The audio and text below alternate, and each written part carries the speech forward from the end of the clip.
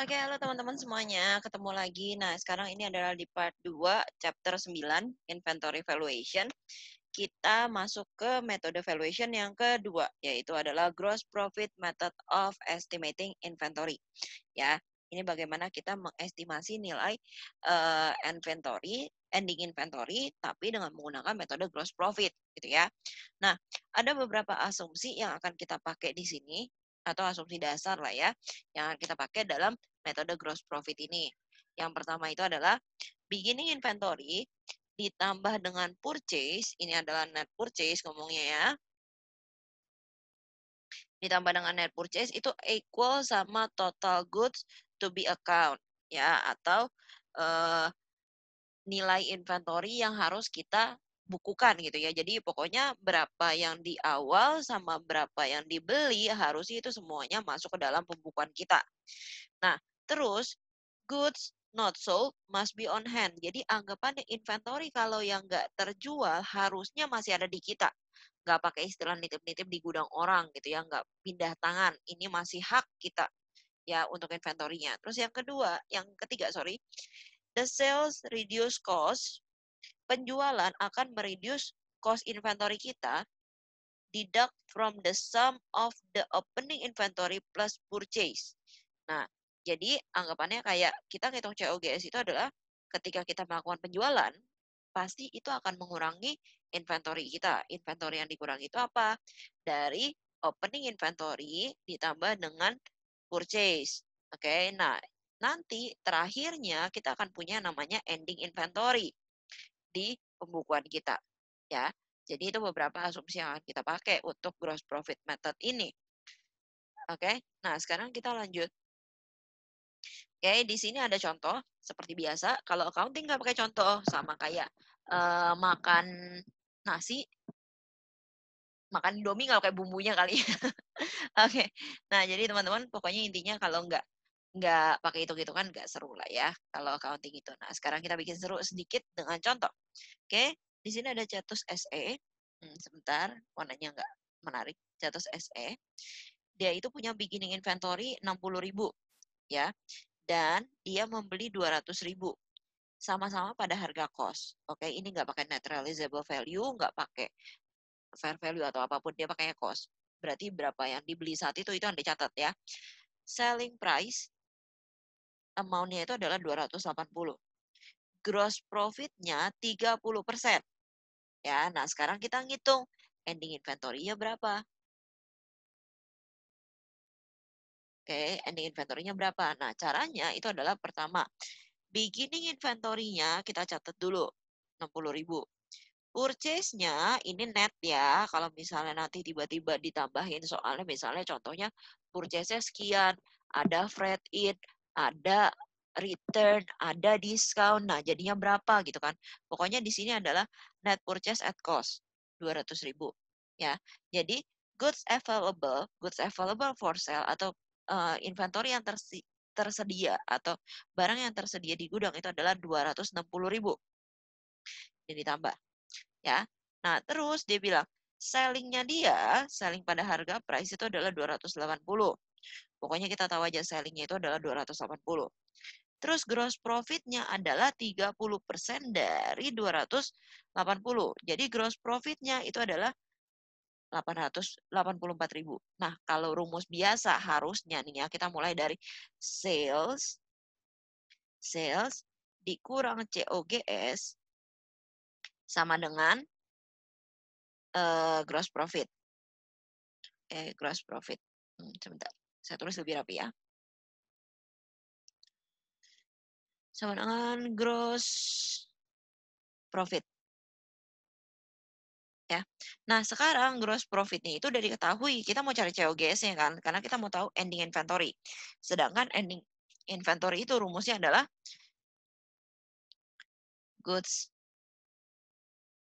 available for sale dikurang sama COGS sama dengan ending inventory. Ya. Oke. Jadi, kalau misalnya kamu mau cari ending inventory, kita balik rumusnya. Nah, sekarang kita cari dulu COGS-nya berapa? Sales at cost ini adalah COGS ya, teman-teman. Nah, jadi kamu punya sales 280. Terus kamu punya gross profit 84.000 sehingga COGS-nya adalah 196.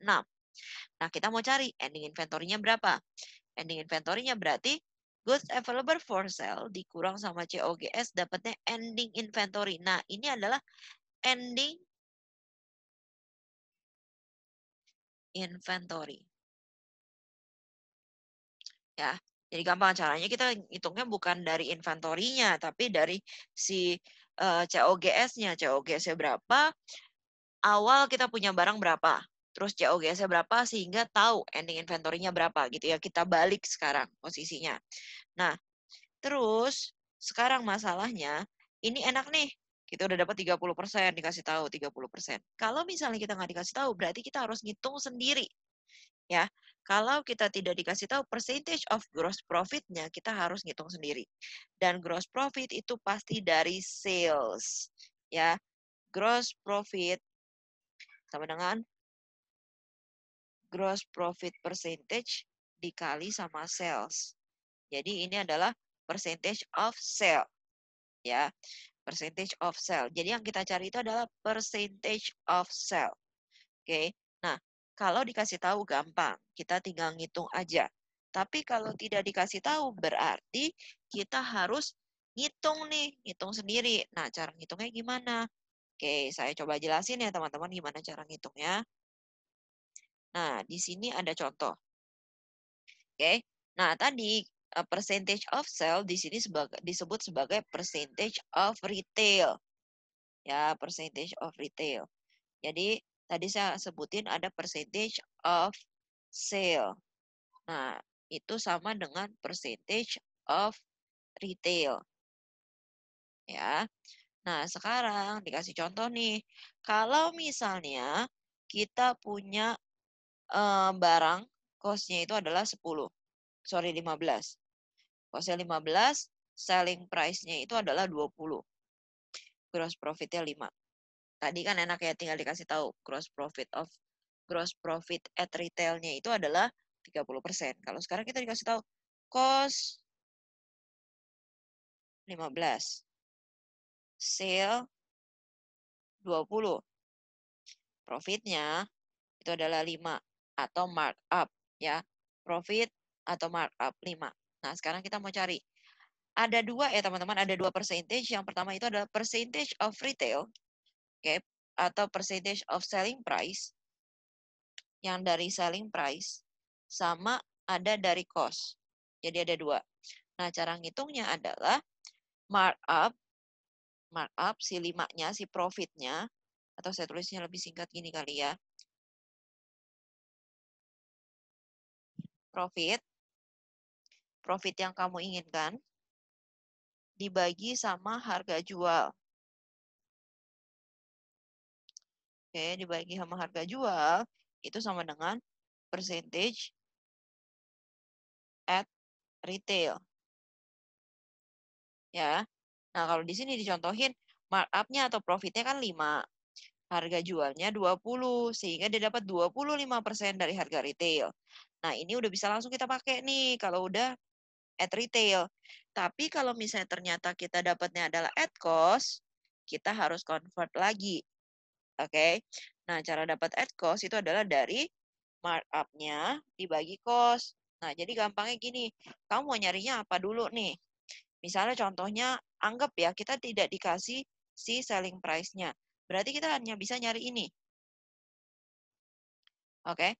Nah, atau kita dikasih taunya hanya selling price, tapi kita nggak dikasih tahu cost. Berarti kita hanya bisa ngitung ini. Enaknya di sini dikasih tahu dua-duanya, ya. Kasih tahu dua-duanya nih. Jadi kita bisa ngitung dua-duanya. Oke. Sebentar. Oops. Nih, kita bisa ngitung dua-duanya. Tapi kalau misalnya nggak dikasih tahu, gimana? Tuh kan? Nah, terus yang kita butuhkan adalah tadi balik lagi kita butuh adalah percentage of sale. Jadi kita akan nyari percentage of sale-nya berapa. Nah, di sini next saya akan ngejelasin bagaimana sih ketika kamu dapatnya at cost. Ketika kamu dapatnya at cost, kamu bagaimana convert supaya dapat retailnya. Ya. Oke, kita next. Oke, di sini ada gross profit on selling price, percentage markup at cost ya. Nah, jadi kita bilangnya kalau yang misalnya at cost itu adalah percentage markup. Berapa sih markupnya dari si cost gitu? Berapa markupnya dari cost? Nah, jadi yang kalian pegang itu adalah rumus ini, teman-teman. Setelah kalian tahu cara yang tadi, yang pertama, yang sebelum ini, nih, yang ini nih, rumus ini coba hafalin ya. Silahkan dibuat coret-coretannya. Terus kita maju ke rumus ini.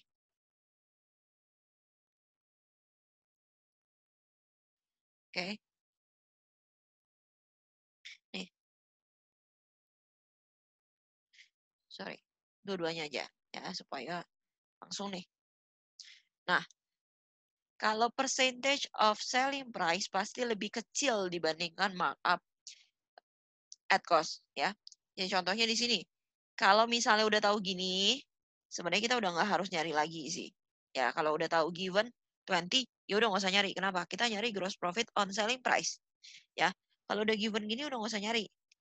Kecuali disuruh. Kalau disuruh nyari, kita pakai rumus adalah 20% dibagi 1/1 kurang 20.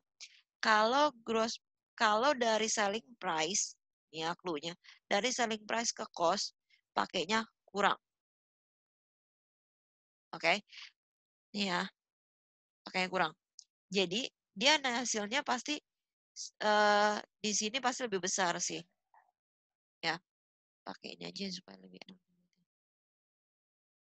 Dia pasti lebih besar. Si selling price sama markup at cost pasti markup at cost lebih besar dibandingkan dengan selling price. Gross profit at selling price ya. On selling price, sorry. Nah, terus eh lanjut. Nah, kalau misalnya yang jadi masalah dan harus kita hitung adalah ketika kita dapatnya itu adalah at cost. At cost. Terus kita harus cari berapa. Nah, kalau tadi clue-nya itu adalah ketika kamu dari selling price, gross profit on selling price, kamu mau cari on percentage markup on cost, itu adalah gini caranya dikurang. Ya, dikurang. Oke. Nah, tapi kalau misalnya dari percentage markup on cost, mau cari gross profit on selling price itu ditambah. Jadi, persentasenya dulu. Oke, ditambah dikurang apanya sih? Gitu kan ya. Nih, kalau misalnya contohnya saya kasih contoh lain nih. Kalau misalnya saya dapatnya itu adalah 30% percentage of markup. Oke, percentage of markup. Saya mau nyari berapa sih gross profit on selling price-nya.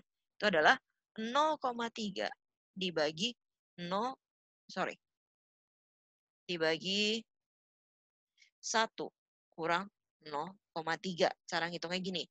Jadi, kamu tinggal ganti aja ininya dengan percentage of cost-nya. Sorry, percentage of cost atau percentage markup on cost lah ya. Nah, terus sebaliknya, sorry ini tambah ya.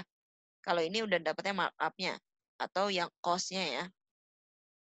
Nah, terus kalau sebaliknya, ketika saya dapatnya itu adalah 30% gross profit on selling price, saya mau nyari berapa markup at cost-nya. Jadi, yang akan saya lakukan adalah 0,3 per 1 kurang 0,3. Ini kalau gross profit. Ya, gross profit on selling price. Ini kamu dapatnya adalah percentage on cost-nya. Ya, kalau misalnya kebalikannya, 30% saya dapatnya itu adalah percentage on cost.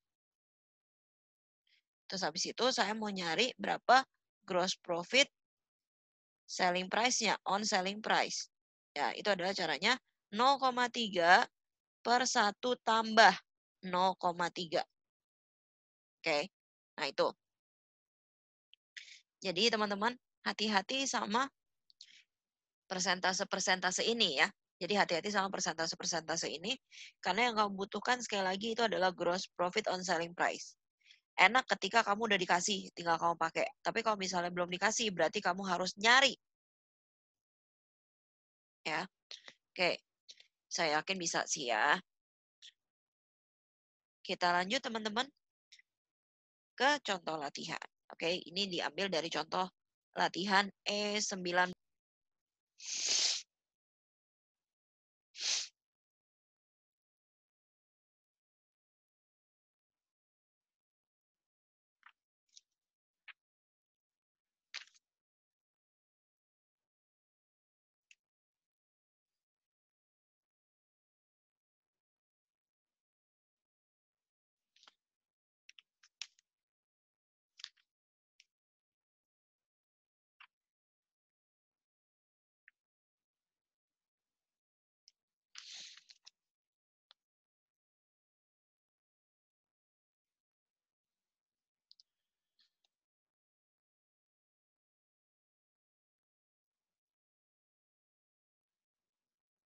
Oke, nah kita sekarang lihat nih coret-coretannya. Ternyata perpindahannya nggak saya cut ya, sorry ya. Oke, kita lanjut. Nah, berarti teman-teman, sebentar. Oke, sekarang kita nyari dulu inventory available-nya. Oke, available inventory-nya. Saya pakai bahasa yang benar aja deh supaya nggak ngawur ya. Sebentar. Available inventory. Oke. Nah, available inventory itu adalah dari inventory beginning 160.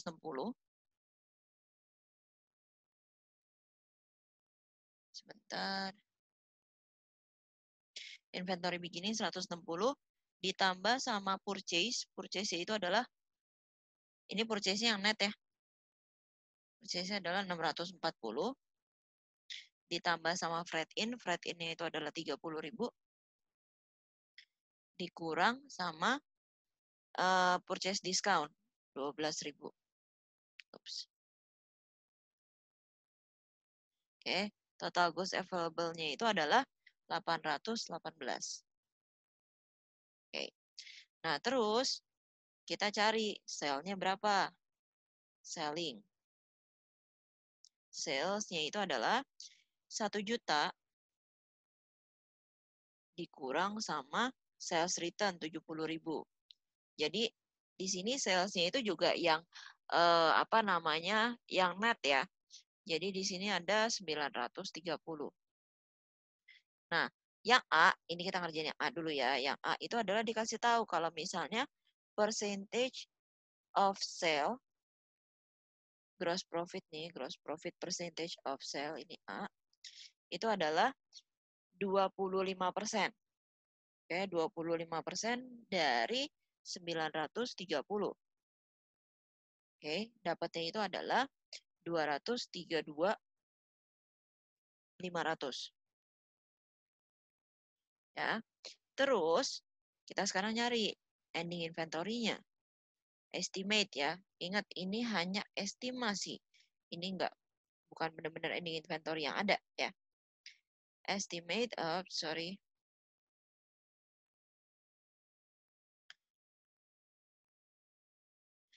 Estimate ending inventory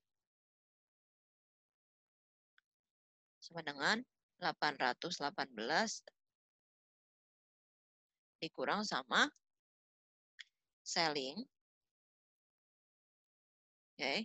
Dikurang sama selling. Sales dikurang sama gross profit-nya. Wait, soalnya kok saya tulis sale.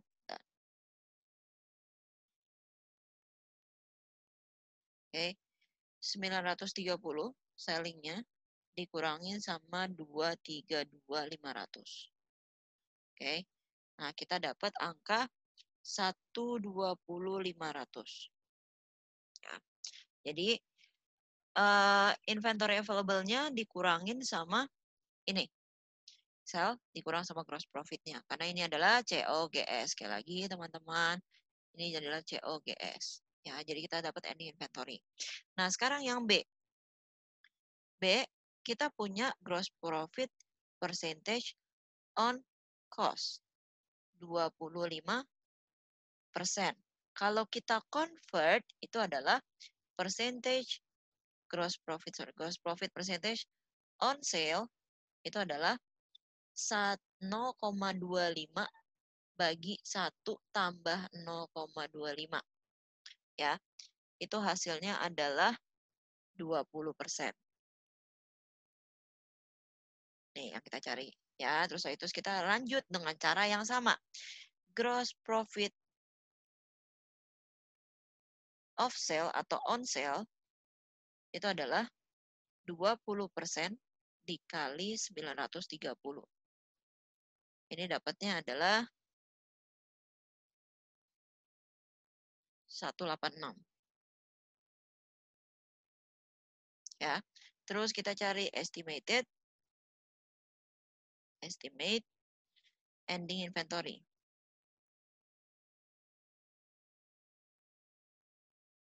Sama dengan 818 goods available dikurang sama 930 dikurang 186. Dapatnya angkanya adalah 74.000. Ya. Nih. Angkanya ini untuk jawaban A, ini untuk jawaban itu jawaban ini yang B, ini yang A, sorry ya, kebalik. Nah, jadi cara ngitungnya gini, teman-teman. Jadi jangan lupa ketika kamu dapatnya adalah on cost, kamu convert dulu menjadi on sale, baru kamu bisa ngitung. Oke. Nah, sekarang kita lanjut ya. Lanjut untuk apa namanya? Evaluation-nya. Oke, sebentar. Oke, sekarang mengenai disadvantage-nya dari gross profit method ini. Jadi makanya kenapa sebenarnya gross profit method ini ada sih, cuma jarang banget perusahaan pakai gitu ya. Karena di sini yang disediakan itu hanya estimate of any inventory gitu. Terus kalau misalnya ada tadi percentage segala macam itu adalah dari pas ya. Dari tahun lalu persentasenya berapa. Terus habis itu kalau misalnya nggak ada itu nggak bisa disediakan gitu ya. Kalau misalnya mereka mau yang aslinya berapa sih, nggak bisa disediakan. Karena tidak representatif dengan yang saat ini gitu lah. Nah, habis itu, normally unacceptable for financial reporting purpose because it's provide only an estimate. Nah, sedangkan si IFRS menginginkan adanya physical inventory additional verification untuk ngelihat berapa sih yang ada gitu. Sedangkan kalau retail gross profit ini kita hanya ngomongin berdasarkan estimasi aja gitu ya. Jadi ini jarang banget dipakai, bahkan kayak nggak pernah dipakai gitu ya. Tapi ini ada gitu, jadi kalian harus tetap belajar. Nah, ini adalah part kedua, nanti yang part ketiga saya akan masukin mengenai retail. Nah, untuk yang biological asset, untuk NRV yang aset lainnya, mungkin kalau saya ada waktu dan keburu saya akan bikinkan ya. Tapi kalau misalnya enggak, berarti mungkin kita skip dulu. Next time saya akan catch up ya teman-teman. Oke, jadi untuk yang part ini saya sudahi dulu sampai di sini ya teman-teman. Thank you untuk attention-nya. Bye-bye.